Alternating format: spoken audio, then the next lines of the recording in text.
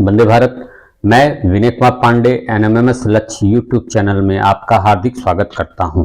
आज का जो हमारा प्रकरण है वो डायस यानी पासा है।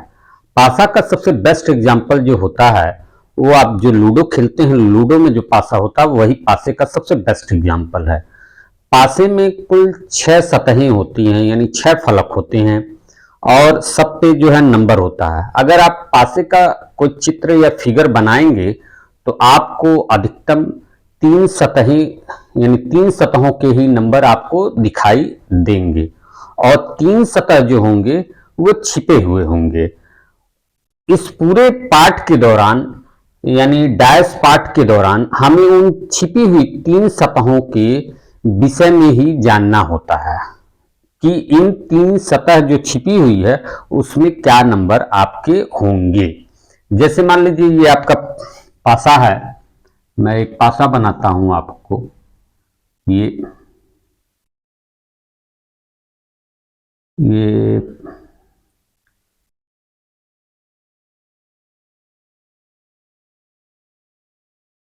पासा बन गया। मान लीजिए ये 6 3 4 ये है। तो आप देखिए इसका मैंने चित्र बनाया तो इस पे 3 नंबर ही आपको दिखाई देंगे और 3 नंबर जो है इसके छिपे होंगे। 3 नंबर दिख रहे हैं और 3 नंबर इसके छिपे होंगे। अब इस 6 के नीचे एक नंबर छिपा होगा, यानी विपरीत साइड में एक नंबर छिपा होगा और एक 4 के विपरीत साइड में नंबर छिपा होगा और एक 3 के विपरीत साइड में नंबर छिपा होगा। इस पूरे पाठ के दौरान हम इन्हीं छिपे हुए नंबरों के जो छिपे हुए फलक हैं उन पे जो नंबर होते हैं उन्हीं को जानने की कोशिश करेंगे। ठीक है, चलिए अब उसके बाद देखिए पासा कितने प्रकार का होता है। जो डायस होता है यानी पासा वो जो है मुख्यतः 2 प्रकार का होता है। एक पासा जो होता है वो आपका साधारण पासा कहलाता है। साधारण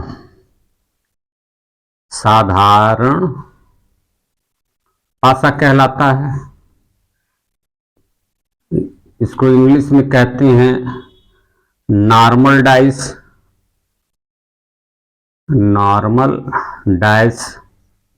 और दूसरा होता है स्टैंडर्ड पासा यानी मानक पासा। इसको इंग्लिश में कहते हैं स्टैंडर्ड डाइस। ठीक है। साधारण पासा क्या होता है? ऐसा पासा जिसके किन्हीं 2 पड़ोसी सतहों का योग 7 होता हो वो आपका साधारण पासा कहलाता है। कैसे? देखिए जैसे मान लीजिए एक हम पासा बनाते हैं, ये आपके सामने ये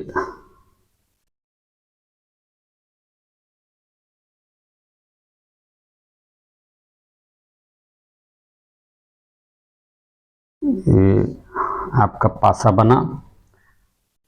यहाँ आपका 3 4 5। देखिए ये पासा आपके सामने बन गया। इनमें ये जो फलक हैं अगर आप इनको देख रहे हैं तो आपको 3 फलक ही दिखाई दे रहे हैं। तो जो दिखाई दे रहे हैं फलक वही इसके पड़ोसी सतह हैं, यानी बगल वाली सतह। पड़ोसी सतह यानी 4 का पड़ोसी 3, 3 का पड़ोसी 5 और 5 का पड़ोसी 4 है। तो इन तीनों नंबरों में से किन्हीं 2 पड़ोसियों का अगर योग कर लें और 7 आ जाए तो वो साधारण पासा होता है। देखिए 3 और 4 इनको अगर हम जोड़ देंगे 3 और 4 तो ये कितना हो जाएगा 7। तो ये आपका साधारण पासा किन्हीं 2 का, ये जरूरी नहीं है। देखिए 4 और 5 जोड़ेंगे 9 हो जाएगा और इधर 5 और 3 जोड़ेंगे 8 हो जाएगा। इनमें से किन्हीं एक का संयोग करने से जो है 7 आना चाहिए, वो पासा साधारण पासा होता है। ठीक है। और जो विपरीत सतहें होती हैं उनका योग करने पर 7 नहीं आना चाहिए। यानी ये जो 3 है इस 3 के विपरीत में जो नंबर होगा 5 है, 5 के विपरीत में जो नंबर होगा, 4 है, 4 के विपरीत में जो नंबर होगा, इन विपरीत नंबरों का आपस में योग करने पर 7 नहीं आना चाहिए। इन दो कंडीशन है, विपरीत नंबरों का, विपरीत संख्याओं का या विपरीत नंबरों का योग 7 नहीं आना चाहिए। ठीक है, ये दो कंडीशन होती है साधारण पासा की, एक पहला कंडीशन ये, दूसरा कंडीशन ये। इसी तरीके से मानक पासा में आ जाइए। मानक पासा में मान लीजिए एक पासा हम आपके सामने बना रहे हैं, तो आप देखिए जरा, तो ये आपके सामने पासा बन गया। मान लीजिए ये 1 है, ये 2 है, ये 3 है। इसमें क्या होता है, जो पड़ोसी सतह हैं उनके अंकों को अगर आप जोड़ेंगे, पड़ोसी सतहों के अंकों का योग कभी भी 7 नहीं होगा। देखिए 1 और 2 को जोड़ेंगे तो 3 होगा, 1 और 3 को जोड़ेंगे तो 4 होगा, 2 और 3 को जोड़ेंगे तो 5 होगा। यानी पड़ोसी सतहों का योग, पड़ोसियों का जो योग होगा, पड़ोसी योग, वो 7 नहीं होगा। इसमें क्या होगा, जो विपरीत फलक होंगे उनका योग करने पर 7 होगा। यानी 1 है, इसके विपरीत में नीचे से एक नंबर होगा, तो 1 में जो जोड़ देंगे, जो नंबर जोड़ेंगे उनके योग से 7 आना चाहिए। तो क्या जोड़ दें, 6। इसी तरीके से ये 2 है, इस 2 के विपरीत में 2 है, इसमें कौन सा नंबर जोड़ दें कि 7 आ जाए, तो आप जान रहे हैं कि 5 जोड़ देने पर 7 होगा, यानी विपरीत फलक हैं ये। इसी तरीके से ये 3 है, इसके विपरीत में जो कोई नंबर होगा और उन दोनों नंबरों का योग 7 होगा। तो 3 और 3 के विपरीत में क्या नंबर रखें कि 7 हो जाए, 4 रखना पड़ेगा, 7 हो जाएगा। ठीक है, यानी पड़ोसी सतहों का, इसका भी दो कंडीशन है, पड़ोसी सतहों के अंकों का योग करेंगे तो 7 नहीं आएगा, लेकिन विपरीत सतहों का योग करेंगे, विपरीत सतहों का योग करेंगे तो 7 आएगा। ठीक है, आप लोग की समझ में आ गई होगी बात कि साधारण पासा क्या होता है, मानक पासा क्या होता है।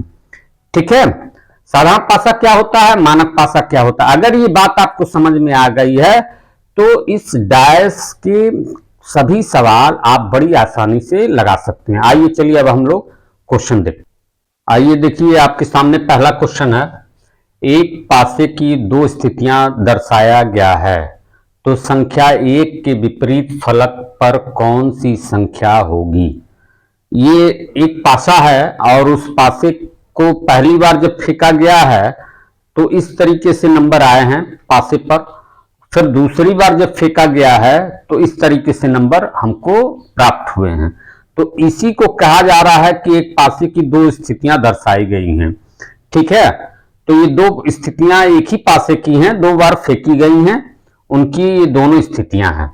तो संख्या 1 के विपरीत फलक पर कौन सी संख्या होगी, यानी ये जो 1 आया है इसके विपरीत में, यानी इस साइड में, इसके पीछे वाले हिस्से में 1 के पीछे कौन सी संख्या होगी, यही इस क्वेश्चन में हम लोगों को जानना है।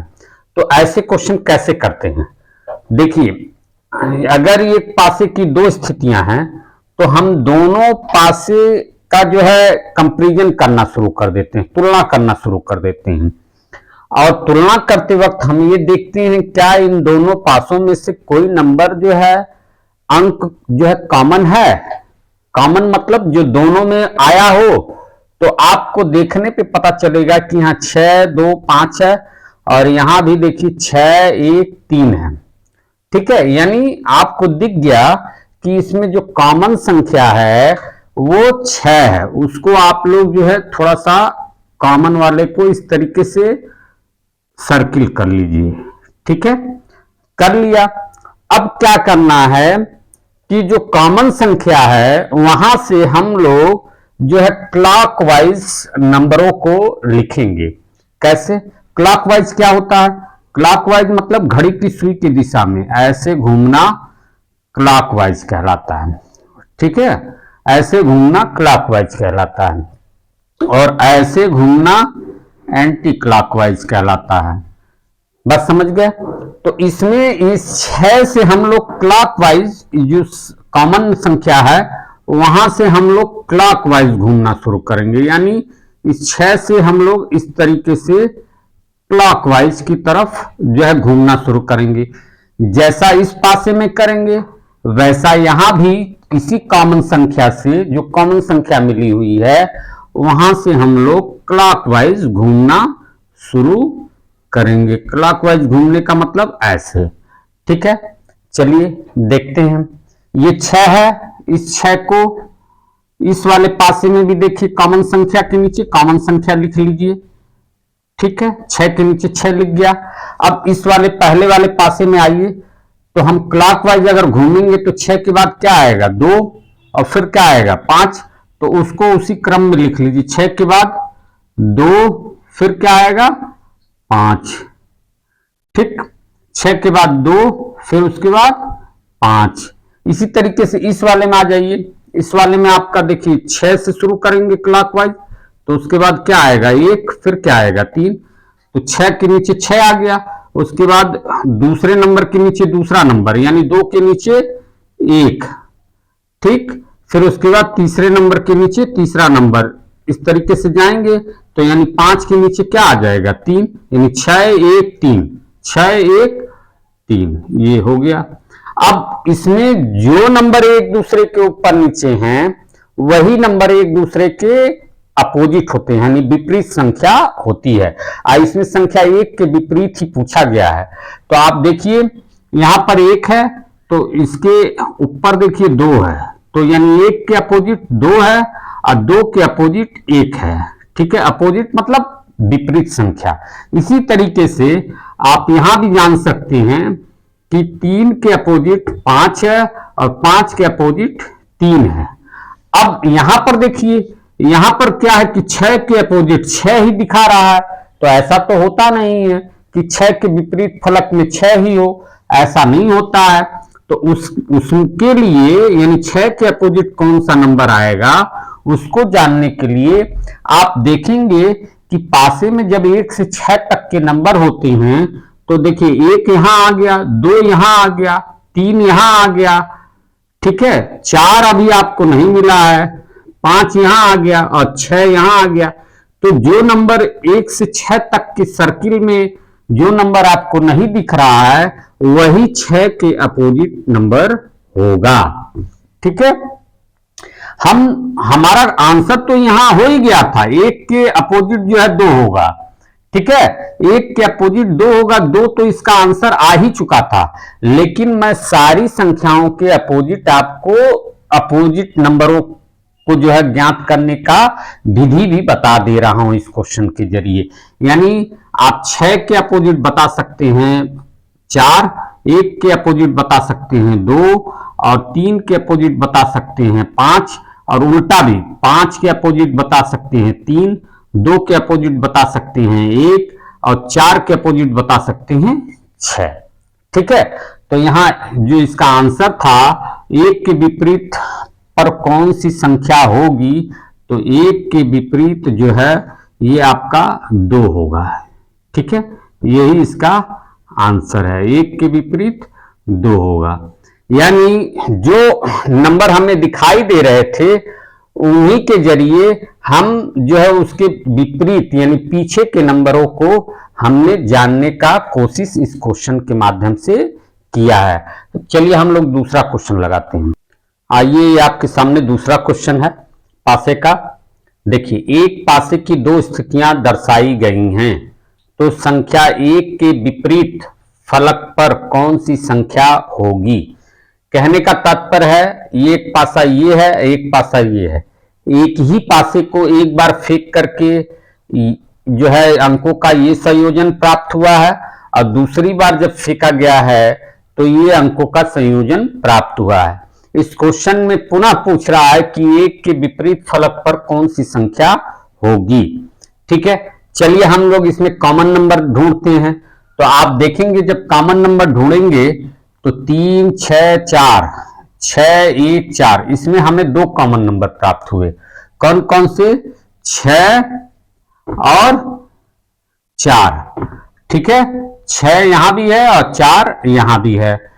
तो इसके पहले वाले क्वेश्चन में हमने देखा हमें एक कॉमन नंबर प्राप्त हुआ था, और जब एक कॉमन नंबर प्राप्त हुआ था तो हम उसी कॉमन नंबर से शुरू करके क्लॉकवाइज नंबरों को, तीनों नंबरों को हमने लिख लिया था पहले पासे के।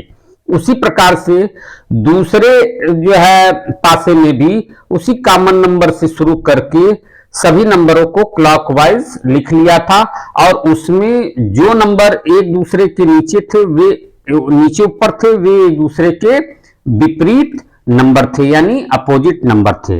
लेकिन यहां पर हमको दो कॉमन नंबर प्राप्त हो गए हैं। तो ऐसी स्थिति में जब दो कॉमन नंबर हमें प्राप्त हो जाते हैं तो क्वेश्चन और भी आसान बन जाता है। उसमें क्या करना होता है कि सबसे पहले दोनों कॉमन नंबर को हमको हटा देना होता है। यानी ये 6 है, 6 को हटा दीजिए यहां से भी और यहां से भी। 4 है, 4 को यहां से भी हटा दीजिए, यहां से भी हटा दीजिए। अब हमारे पास कौन कौन से अनकॉमन नंबर हैं? तो अनकॉमन नंबर 3 और 1 हैं। तो जो दो नंबर बचे हुए हैं, यहां से 3 बचा हुआ है, यहां से 1 बचा हुआ है, तो 3 के अपोजिट 1 होगा, 3 के अपोजिट 1 होगा, या 1 के अपोजिट 3 होगा। यानी 3 के विपरीत 1 होगा और 1 के विपरीत 3 होगा। पूछा क्या गया है? 1 के विपरीत फलक पर कौन सी संख्या होगी? तो 1 के विपरीत फलक पर जो संख्या होगी वो 3 होगी, यानी आंसर जो है वो 3 होगा। ठीक है, लेकिन ये तो हमारा जो शेष रह गए थे नंबर, उसी से हमने जान लिया कि जो एक नंबर यहां शेष रह गया है और जो एक नंबर यहां शेष रह गया है, वे एक दूसरे के विपरीत फलक होंगे। अगर इसी क्वेश्चन में हमसे पूछ लिया जाए जो कॉमन नंबर हैं, ये जो कॉमन नंबर मिल गए थे दोनों 6 और 4, तो 6 और 4 के विपरीत पूछ लिया जाए कि क्या नंबर होगा, यानी इसके पीछे क्या नंबर आएंगे, 6 के नीचे क्या नंबर होगा, 4 के नीचे क्या नंबर होगा, या 6 के इधर इसके पीछे क्या नंबर होगा, 4 के इधर क्या नंबर होगा।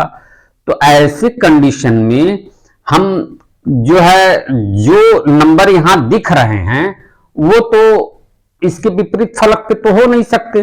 जो नंबर दिखते हैं उस दिखने वाले नंबर एक दूसरे के विपरीत फलक पर नहीं हो पाते हैं।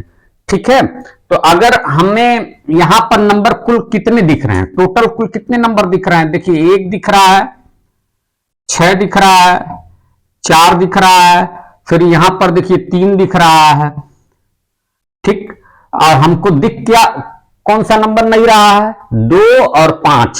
1 से 6 तक की गिनती में 2 और 5 जो नंबर है वो हमें नहीं दिख रहे हैं। 2 और 5 हमें नहीं दिख रहे हैं। अगर कोई पूछे 6 और 4 के अपोजिट क्या होगा, तो 6 और 4 के अपोजिट जो है हमारा 2 भी हो सकता है और 2 भी हो सकता है और 5 भी हो सकता है। ठीक है, यानी अगर क्वेश्चन में ये हो जाए कि 6 के अपोजिट क्या होगा, तो 6 के अपोजिट 2 भी हो सकता है, 5 भी हो सकता है। अगर क्वेश्चन में ये पूछे कि 4 के अपोजिट क्या होगा, तो 4 के अपोजिट 2 होगा, 2 भी हो सकता है और 5 भी हो सकता है। इसी तरीके से जैसे इधर के अपोजिट इधर वाले नंबर हैं, उसी तरीके से इधर वाले नंबरों के इधर वाले नंबर अपोजिट होंगे। यानी 2 का अपोजिट अगर पूछे तो 6 भी हो सकता है और 4 भी हो सकता है। इसी प्रकार से 5 का अपोजिट पूछे तो 6 भी हो सकता है और 4 भी हो सकता है। ठीक है, यानी हम निश्चित रूप से कोई एक संख्या अपोजिट के रूप में नहीं बता पाएंगे। ठीक है, तो यहां पर हम आबलिक करके ही बता पाएंगे कि जो है ये संख्याएं अपोजिट के रूप में आएंगी। सिर्फ जो अनकॉमन नंबर है उन्हीं का हम निश्चित तौर पर बता सकते हैं कि 1 का अपोजिट 3 होगा और 3 का अपोजिट 1 होगा। ठीक है, तो यहां आंसर 3 ही है। चलिए अब हम लोग जो है अगला क्वेश्चन करते हैं। देखिए ये आपके सामने जो है क्वेश्चन नंबर 3 है। एक पासे की 3 स्थितियां दर्शाई गई हैं, तो संख्या 1 के विपरीत फलक पर कौन सी संख्या होगी। यानी एक ही पासा है, उसको हम 3 बार जो है फेंके हुए हैं। पहली बार फेंकने पर ये संख्याएं हमें प्राप्त हुई हैं, दूसरी बार फेंकने पर ये संख्याएं प्राप्त हुई हैं, और तीसरी बार फेंकने पर ये संख्याएं प्राप्त हुई हैं। अब इसमें कह रहा है कि 1 के विपरीत फलक पर कौन सी संख्या होगी। देखिए ये 1 है, इस 1 के विपरीत यानी नीचे विपरीत फलक में कौन सी संख्या हमें प्राप्त होगी, ये हमें जानना है। अभी तक तो हमने 2 पासे में जो है संख्याओं की खोज कर ली, विपरीत फलक की खोज की है। अब ये पहली बार हमारे सामने जो है 3 पासे के अंतर्गत जो है ये क्वेश्चन आया है। तो ऐसे क्वेश्चन करने के लिए हम किन्हीं 2 पासे के संयोग से जो है विपरीत फलक की खोज कर लेते हैं। जैसे मान लीजिए कि एक बार हम लोग जो है पहले और दूसरे को अगर देखते हैं और इससे हमारा विपरीत 1 के विपरीत फलक का आंसर आ जाता है तब तो ठीक, अगर नहीं आता है तो पहले का तीसरे से देख लेते हैं, ठीक है। अगर उससे भी नहीं आता है तो दूसरे का तीसरे से करके देख लेते हैं। यानी किन्हीं 2 के संयोग से हमें 1 के विपरीत फलक के अंक को प्राप्त करना होता है। ये जरूरी नहीं है कि आपको पहले दूसरे से ही करें या दूसरे तीसरे से ही करें या पहले और तीसरे से करें, ठीक है। आप किन्हीं भी 2 के संयोग से जिससे आपका आंसर आ जाए उनका जो है उपयोग करके आप आंसर निकाल सकते हैं, ठीक है। चलिए देखिए, पहले हम क्या करते हैं कि पहले और दूसरे के जो है संयोग से क्वेश्चन का आंसर लाने का प्रयास करते हैं। देखिए पहले और दूसरे से, पहले और दूसरे के उपयोग से, तो ये देखिए इन दोनों में कॉमन संख्या क्या है, रूल वही है, कॉमन संख्या पहले खोजना होगा हमें। तो कॉमन संख्या क्या है, देखिए 3 यहां भी है, 3 यहां भी है, 4 5, यहां 4 5 नहीं है, यानी यही 3 कॉमन यहां भी है, 3 कॉमन यहां भी है। इस 3 कॉमन को हम लोग एक दूसरे के नीचे पहले लिख लेंगे, 3 3, ठीक है, 3 3। फिर उसके बाद इस 3 से हम क्लॉकवाइज चलेंगे, तो 3 के बाद क्या आएगा, 2 और 1, 3 के बाद 2 और 1, ठीक है। इसी तरीके से इस वाले में देखिए 3 के बाद 4 और 5, क्लॉकवाइज चलने पर 3 4 और ये 5। तो यहां से हम ये देखें कि 1 के अपोजिट 5 होगा। ये क्वेश्चन का आंसर तो यही मिल गया, 1 के अपोजिट 5 होगा, ठीक है। आंसर तो आपका यही मिल गया, आंसर 5, ठीक है। लेकिन हम कुछ और भी चीजें इसमें समझाते जाएंगे ताकि अन्य आने वाले क्वेश्चनों के लिए आपका आधार और अवधारणा दोनों क्लियर हो जाए। तो 1 के अपोजिट 5 होगा और 5 के अपोजिट 1 होगा, 2 के अपोजिट 4 होगा और 4 के अपोजिट 2 होगा, 3 के अपोजिट 3 नहीं होता है, जो संख्या हमें नहीं दिखाई देती है वही अपोजिट में होता है। तो 1 से 6 तक में कुल जो है 6 ही नहीं दिख रहा है यहां, तो 3 के अपोजिट 6 होगा, यानी 1 के अपोजिट 5, 2 के अपोजिट 4, 3 के अपोजिट 6 होगा, ठीक है। ये तो हमने निकाला पहले और दूसरे पासे के संयोजन से। अब इसी प्रकार से हम जो है पहले और तीसरे पासे के संयोजन से भी देखते हैं क्या आंसर निकल सकता है। तो पहले और तीसरे पासे के संयोजन से भी देखें क्या आंसर निकल सकता है। यानी इसके साथ संयोजन अगर हम कर रहे हैं तो क्या देखते हैं आंसर निकल पाएगा। तो देखिए यहाँ 1 2 3 है, यहाँ 2 5 6 है, तो यानी 2 एक कॉमन मिल गया, 2 यहां भी कॉमन है, 2 यहां भी कॉमन है। अब 2 से उठाइए, 2 1 3 क्लॉकवाइज में लिख लीजिए पहले वाले का, तो 2 1 3 ये लिख लिया हमने। इसी प्रकार से तीसरे पासे में भी 2 5 6, 2 के नीचे 2 5 और 6। यहां भी देखिए आपको 3 के अपोजिट 6 और 6 के अपोजिट 3, 1 के अपोजिट 5, 5 के अपोजिट 1। यहां से भी आंसर निकल जा रहा है, देख लीजिए। फिर उसके बाद ये 2 के अपोजिट 2 होगा नहीं। 1 से 6 तक में कौन सी संख्या गायब है आप वो देखिए, तो 4 गायब है। देखिए 1 2 3 5 6, यानी 4 नहीं है, तो 4 जो है अपोजिट में होगा, 2 के अपोजिट 4 होगा। ठीक है, यानी पहले और तीसरे के संयोजन से भी हम आंसर निकाल सकते हैं। पहले दूसरे से तो निकाले ही थे, पहले और तीसरे के संयोजन से भी आंसर निकाल सकते हैं।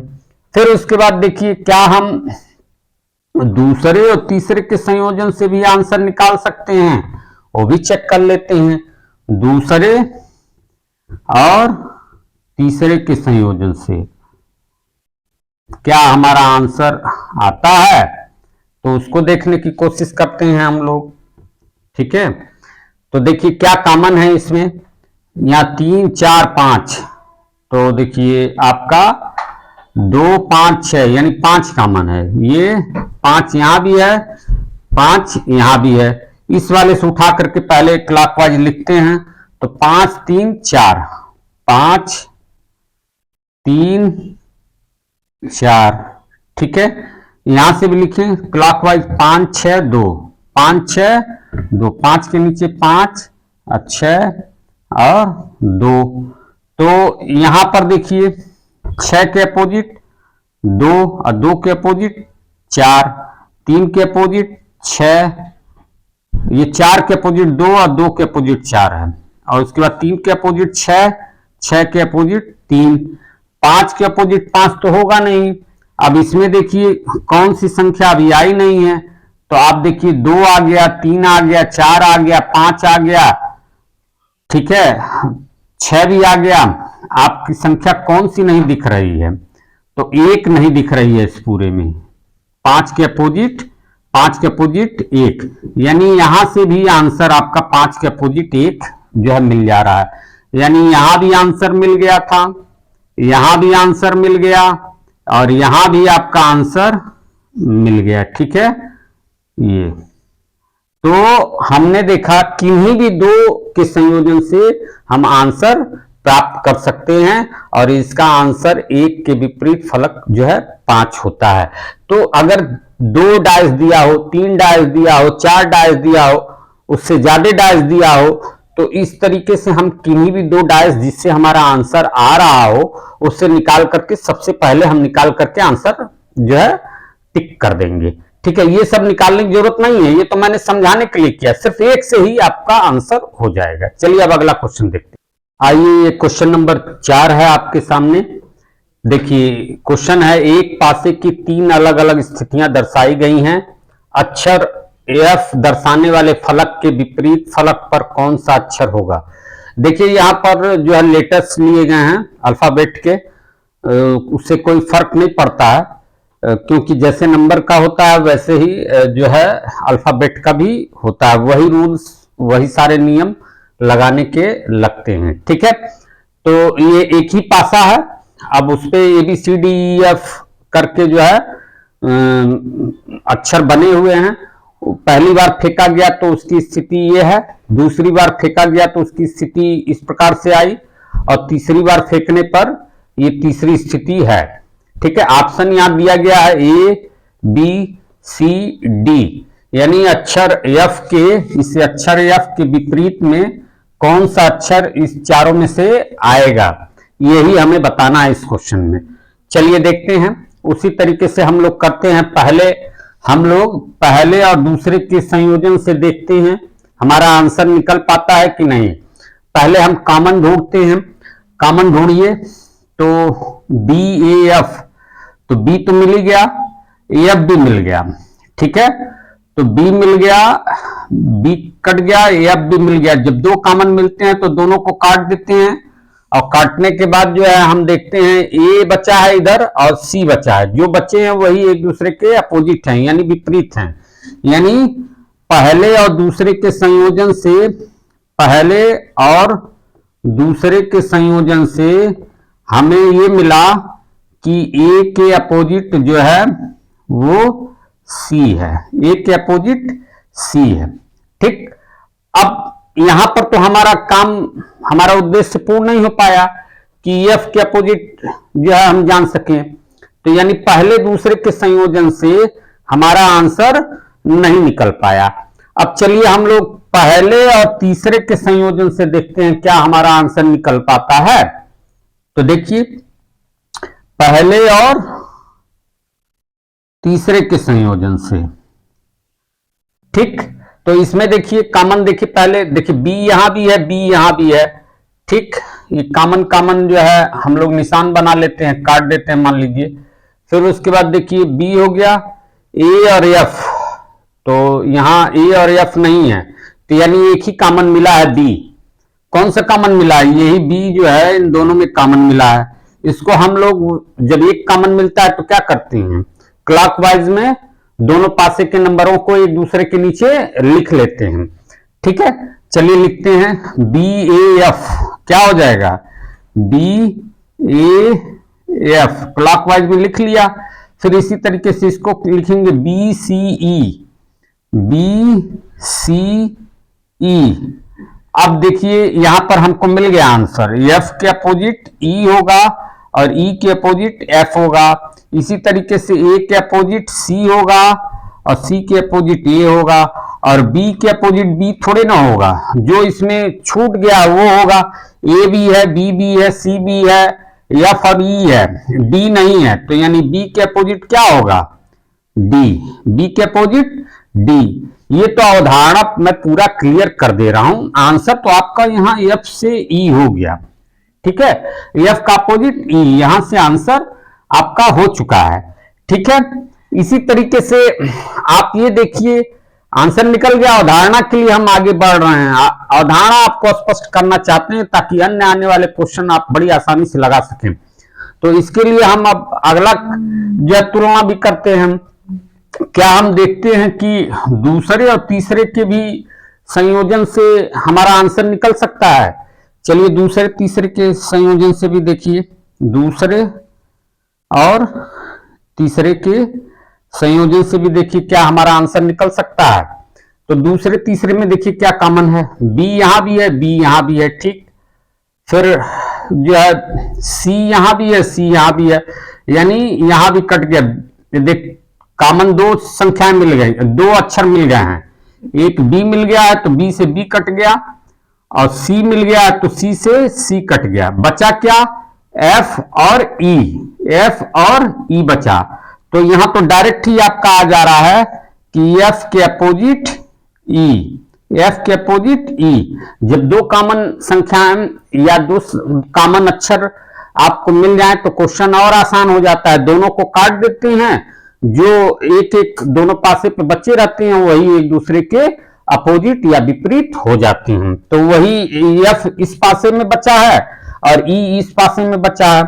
ठीक है, बाकी कॉमन कॉमन हमने काट दिया है, तो एफ का अपोजिट ई, यहां से भी आंसर आपका बड़ी आसानी से निकल जा रहा है। यानी आपका पहले और तीसरे के संयोजन से और दूसरे और तीसरे के संयोजन से आंसर बड़ी आसानी से निकल जा रहा है। तो इस प्रकार से आज मैंने आप लोगों को डायस चैप्टर का 4 क्वेश्चन जो है इस वीडियो में बताया है। अब जो है इसको आप लोग लगाइए, प्रैक्टिस करिए। ठीक है, एनएमएस परीक्षा में जो है बहुत से प्रदेशों में इसके क्वेश्चंस आते रहते हैं। यूपी वाले में भी पहले के एग्जाम में 1-2 बार इसके क्वेश्चन आए हुए हैं। ठीक है, अब इसको आप लगाइए, प्रैक्टिस करिए। यहीं पे हम जो है इस वीडियो को समाप्त करेंगे, अगला भाग अगले वीडियो में लेकर के आएंगे। वंदे भारत।